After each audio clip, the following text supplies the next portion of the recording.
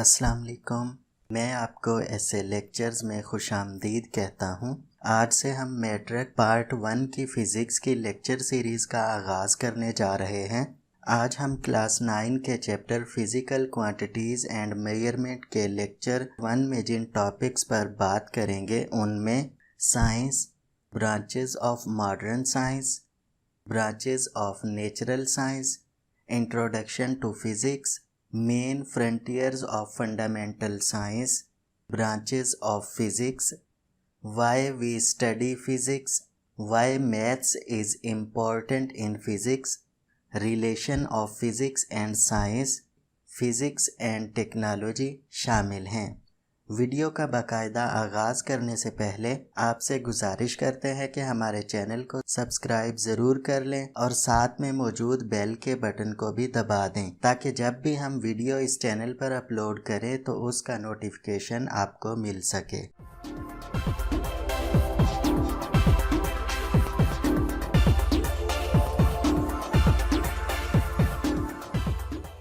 आज के लेक्चर का आगाज़ हम साइंस से करेंगे। साइंस को तो आप सब बचपन से ही पढ़ते आ रहे हैं। कुछ लोग साइंस को इस तरह डिफाइन करते हैं कि the study of living and non living things is called science, यानी कि जानदार और बेजान चीज़ों का मुतालिया साइंस कहलाता है। कुछ लोग साइंस को इस तरह डिफाइन करते हैं कि the systematic study of mystery of nature, यानी कि इस कायनात के अंदर कुदरत के छुपे हुए पोशीदा राजों से पर्दा उठाना साइंस कहलाता है। आज के लेक्चर में हम साइंस को थोड़ी सी गहराई से पढ़ने की कोशिश करेंगे। साइंस असल में एक लातीनी लफ्ज़ साइंशिया से माखूज है जिसका मतलब है इल्म। अगर हम साइंस की तारीख की बात करें तो आपके लिए ये जानना इंतहाई दिलचस्प होगा कि साइंस की तारीख उतनी ही पुरानी है जितनी कि इंसान की।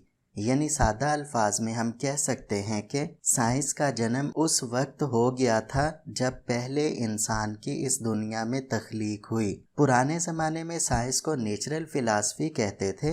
नेचुरल फ़िलासफ़ी मादी अजसाम के मुख्तलिफ पहलुओं का मुतालिया था। उस ज़माने में आलात ना होने के बराबर थे, यानी कि बहुत कम थे। लोग मुख्तलिफ दलाइल की बिना पर किसी भी सवाल का जवाब देते थे, लेकिन जैसे जैसे वक्त गुजरता गया लोग तजर्बात और तजर्बाती आलात की तरफ गामजन हुए। 18वीं सदी में साइंस को इस तरह डिफाइन किया जाने लगा कि the knowledge which is based upon the principles of observations and experiments is called science, यानी कि ऐसा इल्म जो मुशाहिदात और तजर्बात की बिना पर हासिल हो साइंस कहलाता है। वक्त गुजरने के साथ साथ साइंस में वुसअत आती गई और साइंस 3 शाखों में बट गई जिनमें नेचुरल साइंस, सोशल साइंस और फॉर्मल साइंस शामिल थीं। नेचुरल साइंस के अंदर बायो, केमिस्ट्री और फिज़िक्स आ जाती हैं। हमारा वास्ता फिज़िक्स से होगा। साइंस की दूसरी शाख सोशल साइंस थी। सोशल साइंस को फिर मुख्तलिफ शाखों में तकसीम कर दिया गया जिनमें इकोनॉमिक्स, साइकोलॉजी और सोशियोलॉजी शामिल थीं। साइंस की तीसरी शाख फॉर्मल साइंस थी। सोशल साइंस और फॉर्मल साइंस से हमारा वास्ता नहीं पड़ेगा, इसलिए इनके बारे में ज़्यादा डिटेल से नहीं पढ़ेंगे बल्कि थोड़ा थोड़ा जानने की कोशिश ज़रूर करेंगे। तो सबसे पहले हम बात करते हैं सोशल साइंस की। Social science concern with the society and relationships among individuals with in a society, यानी कि सोशल साइंस किसी मुआशरे और उस मुआशरे के लोगों के एक दूसरे के साथ ताल्लुकात का मुतालिया है। नेक्स्ट देखते हैं कि फॉर्मल साइंस क्या है। Involved with the study of formal systems, it includes mathematics, systems theory and theoretical computer science. The formal science shares similarities with the other 2 branches bye relying on objective, careful and systematic study of an area of knowledge, यानी इसमें formal system का मुतालिया शामिल होता है। इसमें mathematics, system theory और computer science वगैरह भी शामिल हैं। अब आपको ये भी बताता चलूँ कि नेचुरल साइंस को मज़ीद 2 शाखों में तकसीम कर दिया गया, फिजिकल साइंस और बायोलॉजिकल साइंस। اگر ہم فزیکل سائنس کی بات کریں تو physical science deals with the study of inanimate matter. اس شاخ کے اندر ہم بے جان اشیاء کا مطالعہ کرتے ہیں. The study of physical science is divided into various branches which are physics, chemistry and astronomy. Physical science کو مزید شاخوں میں تقسیم کر دیا گیا جن میں فزکس، کیمسٹری، اسٹرونومی وغیرہ شامل تھیں. اگر ہم بیالوجیکل سائنس کی بات کریں تو the biological science deals with the study of animate matter. Biological science جاندار اشیاء کے مطالعے سے متعلق ہے. Biological science is also known as life science. The study of biological science is divided into various branches like botany and zoology. Biological science کو مزید 2 شاخوں zoology اور botany میں تقسیم کر دیا گیا. اب ہم نیچرل سائنس کے اندر آنے والی شاخوں پر تھوڑی تھوڑی روشنی ڈال لیتے ہیں. سب سے پہلے بات کرتے ہیں فزکس کی. Physics deals with the study of matter and energy. Physics کے اندر ہم 2 چیزوں میٹر اور انرجی کا مطالعہ کرتے ہیں. اب یہاں پر سوال پیدا ہوتا ہے کہ یہ میٹر کیا ہے؟ Anything which can occupy space and volume is known as matter. یعنی ہر وہ چیز جو جگہ گھیرتی ہے اور حجم رکھتی ہے میٹر کہلاتی ہے. اور انرجی کیا ہے؟ Energy is the capacity to do something. یعنی کسی جسم کے کام کرنے کی صلاحیت انرجی کہلاتی ہے. فزکس کے بارے میں ڈیٹیل سے پڑھیں گے لیکن اس سے پہلے نیچرل سائنس کی دوسری شاخوں پر بھی تھوڑی تھوڑی بات کر لیتے ہیں.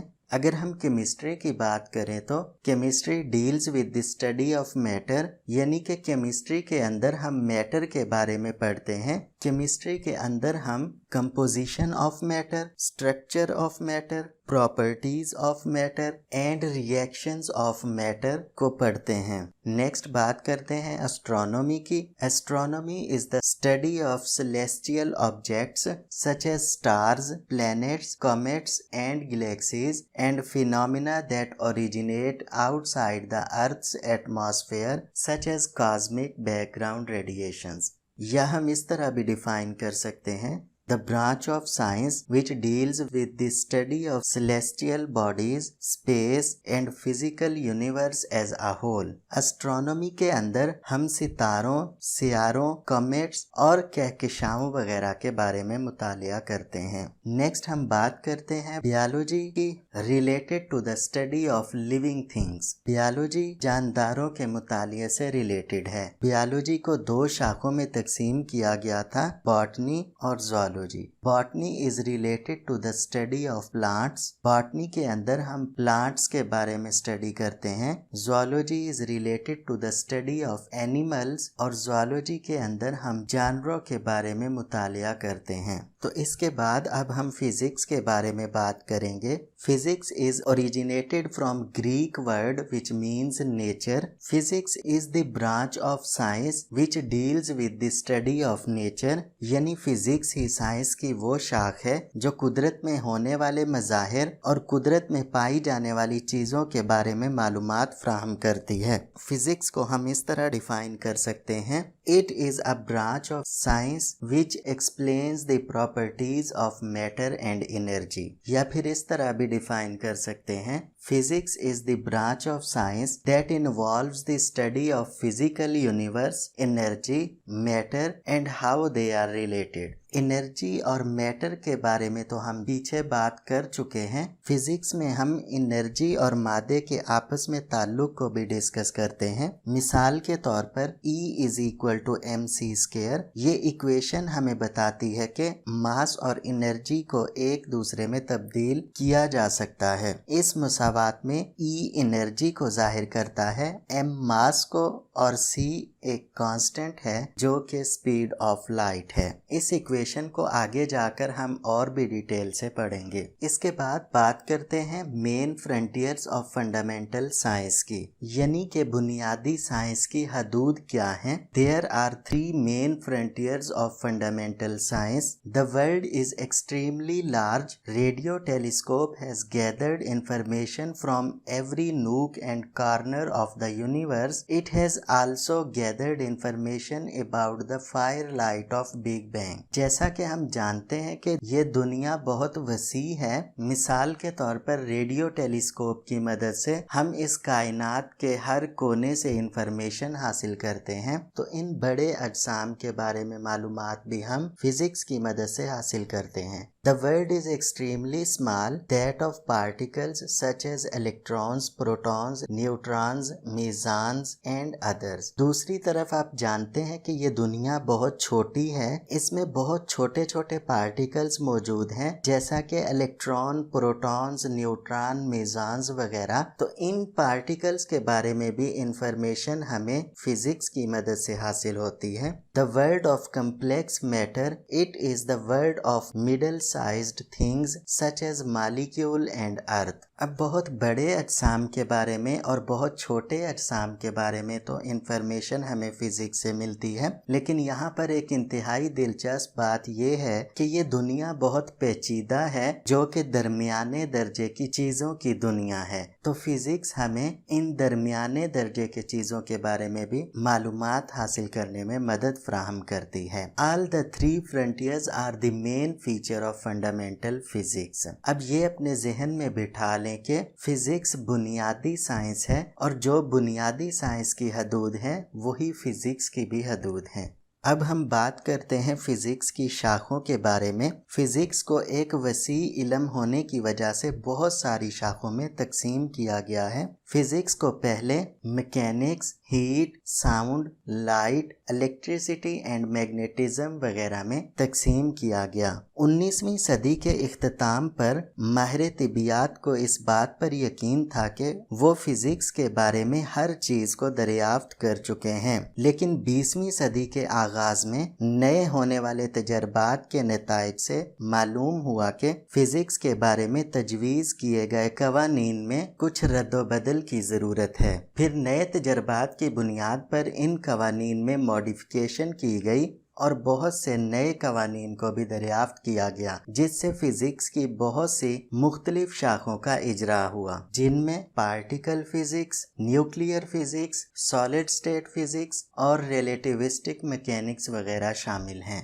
فزکس اصل میں تمام سائنسوں سے بنیادی ہے، اس لیے اسے سائنس کی ماں بھی کہہ سکتے ہیں۔ فزکس کی دوسری شاخوں یعنی کیمسٹری اور بایو وغیرہ سے مشابہت ہونے کی وجہ سے اس کو مزید شاخوں میں بھی تقسیم کیا گیا، جیسے کہ physical chemistry, bio physics, astro physics اور ہیلتھ فزکس وغیرہ۔ اب یہاں پر ایک اور سوال بھی پیدا ہوتا ہے کہ ہم فزکس کو کیوں پڑھتے ہیں؟ تو یاد رکھیں، man has been curious to know the how and why behind the working and function of things. He asks the fundamental questions like how did the universe begin?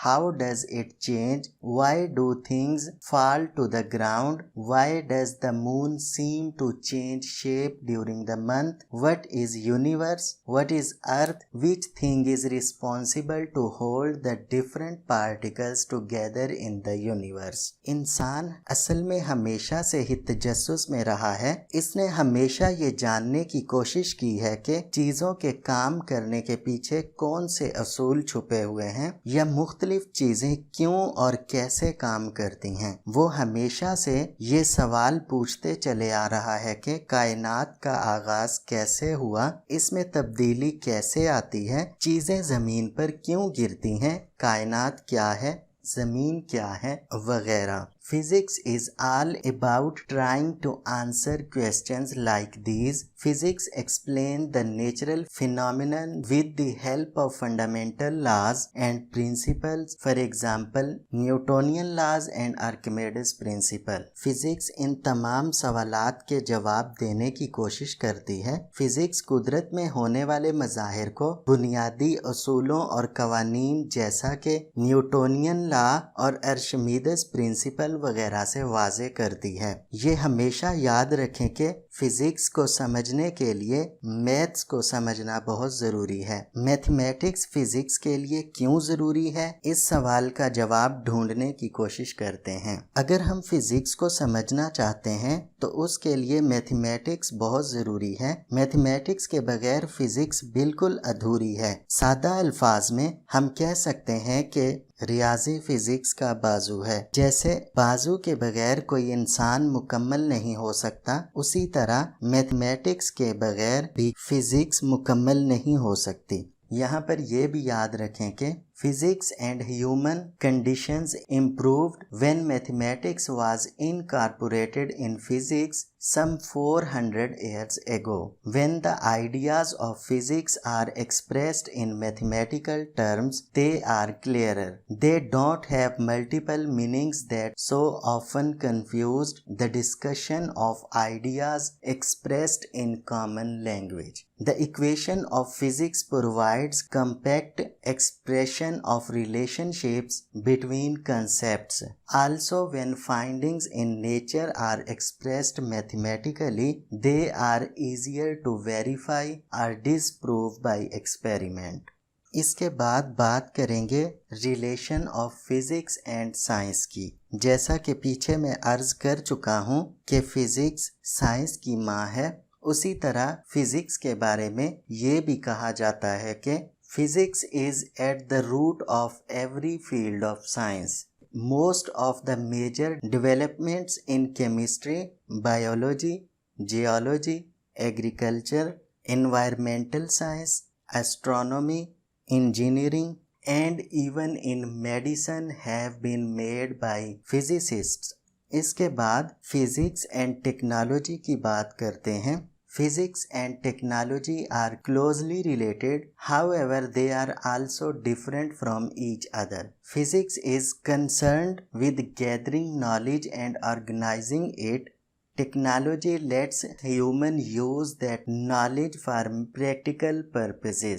یہاں پر آپ کو یہ بھی بتاتا چلوں کہ پچھلے چند سالوں کے دوران سائنس میں برق رفتار ترقی فزکس کے میدان میں نئی دریافتوں اور ایجادات کے باعث ہی ممکن ہو سکی ہے۔ ٹیکنالوجی سائنسی اصولوں کے اطلاق کی حامل ہوتی ہے۔ موجودہ دور میں زیادہ تر ٹیکنالوجی فزکس سے متعلق ہے۔ مثال کے طور پر کار میکینکس کے اصولوں پر بنائی جاتی ہے اور ریفریجریٹر کی بنیاد تھرمو ڈائنامکس کے اصولوں پر ہے۔ ہماری روزمرہ زندگی میں استعمال ہونے والا شاید ہی کوئی ایسا آلہ ہوگا جس میں فزکس کا عمل دخل نہ ہو۔ پلی کو ذہن میں لائیے جو وزنی اشیاء اٹھانے کے لیے استعمال کی جاتی ہے۔ بجلی نہ صرف روشنی اور حرارت حاصل کرنے کے لیے استعمال ہوتی ہے بلکہ میکینیکل انرجی حاصل کرنے کا ذریعہ بھی ہے، جس سے الیکٹرک فین اور موٹریں وغیرہ چلتی ہیں۔ ذرائع آمد و رفت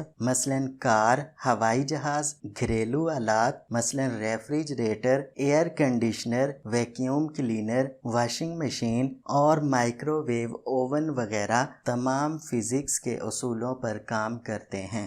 اسی طرح مواصلات کے ذرائع مثلاً ریڈیو، ٹی وی، ٹیلی فون اور کمپیوٹر وغیرہ بھی فزکس کے اطلاق کے نتیجے میں وجود میں آئے ہیں۔ ان آلات نے ماضی کی بنسبت ہماری زندگی زیادہ آسان، تیز اور آرام دہ بنا دی ہے۔ مثال کے طور پر ہماری ہتھیلی سے بھی چھوٹے موبائل فون کو ہی لے لیجئے۔ اس سے ہم دنیا کے کسی بھی مقام پر لوگوں سے رابطہ قائم کر سکتے ہیں، تازہ ترین معلومات حاصل کر سکتے ہیں، اس سے تصاویر کھینچی جا سکتی ہیں، انہیں محفوظ کیا جا سکتا ہے، اپنے دوستوں کو پیغام بھیج سکتے ہیں، ان کے پیغامات وصول کر سکتے ہیں، ریڈیو کی نشریات سن سکتے ہیں، نیز اسے بطور کیلکولیٹر بھی استعمال کیا جا سکتا ہے۔